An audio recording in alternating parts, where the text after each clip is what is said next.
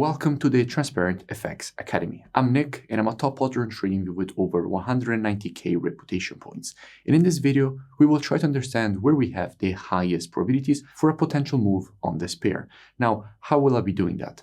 As usual, first I will be analyzing the pair from a technical perspective, then we will go and see what we have when it comes to the order flow, so the commitment of traders, which is what hedge funds and the non-commercials, so the biggest speculators in the market, are doing. So without wasting any more time, let's jump straight to the charts.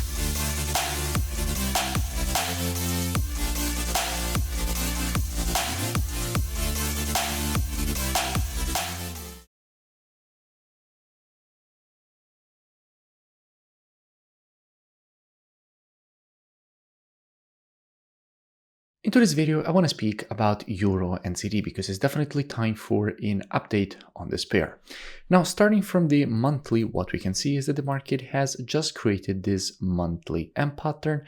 And after the creation of an M pattern, what we usually expect is for the market to create a move to the upside to go and complete the pattern at the previous support or resistance, or at least at the 0.32 Fibonacci taken on the monthly impulse. And in fact, we can see how the market has already started this move to the upside. Therefore, from a monthly perspective, we could expect more potential bullish continuation. Dropping down on the weekly, what do we see? Now here on the weekly, we can see how the market definitely was overextended to the downside, then started this horizontal accumulation period, and at the moment it is printing the continuation to the upside, breaking above the previous weekly resistance, which is now turned support. We can also notice how the nearest level of resistance would be this previous weekly support term resistance, which we do expect this market to go and test, considering that this is also the neckline of the M pattern, which is basically this one here, which we have already identified on the monthly time frame.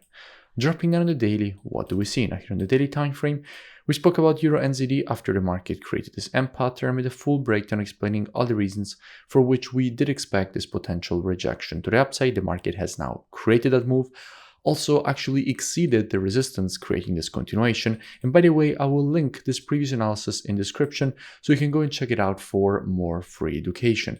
Now that the market has broken above this structure with this new impulse, what we can expect is a potential rejection to the downside before then the continuation to the upside.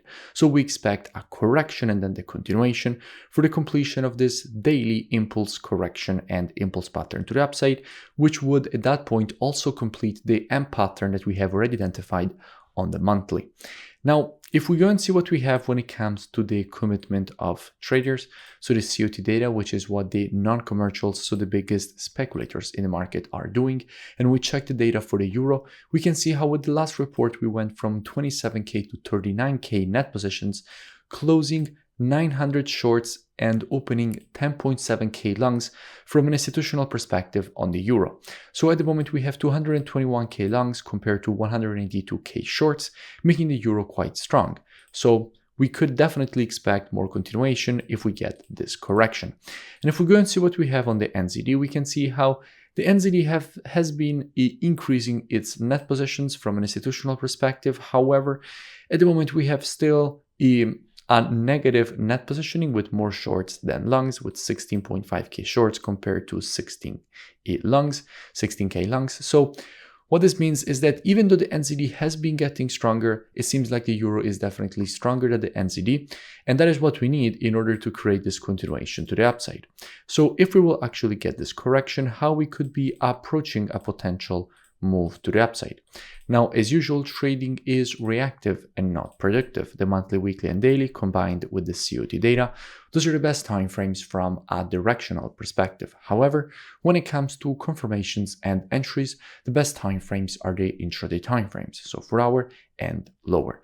Therefore, what we could be doing is monitoring price action from an intraday perspective during this move to the downside, waiting for the market to shift from an intraday bearish market as we would have to an intraday bullish market. And if the market would shift from an intraday bearish to bullish market and provide to us one of our valid entries at that point, we could be looking for this potential move to the upside for the market to complete the pattern at the neckline of the M formation that we have already identified from a monthly perspective. Now, if you don't know what I'm speaking about when I say market environment shift and valid entries, that is all part of the mentorship program, which you can access now completely for free. The link, in fact, is in the description, and I really suggest that you go and check it out.